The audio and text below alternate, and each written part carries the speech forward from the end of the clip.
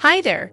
NPS and Survey is an app that helps you track your customer satisfaction and collect their feedback for efficient customer service and your business in general.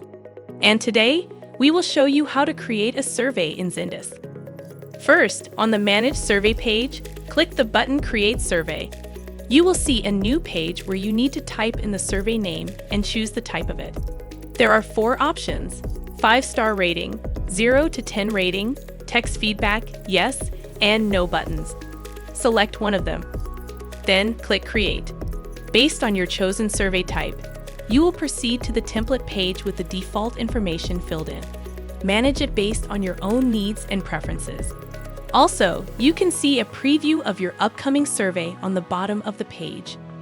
Afterwards, you can choose your preferred language according to your Zendesk settings, or just leave the default one. When you're done with this page, click Save Template. Next step, you should set up triggers for all survey types. So go to the Triggers page in the sidebar and select as many options as you need.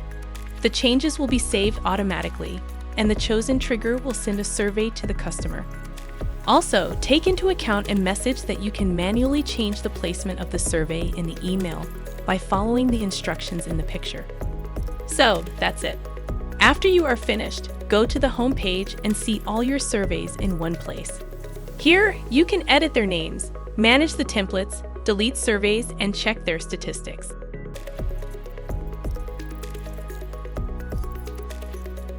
And here is how your survey looks on the client side.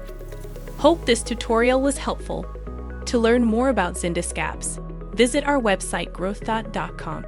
Thank you for watching and see you in the next video.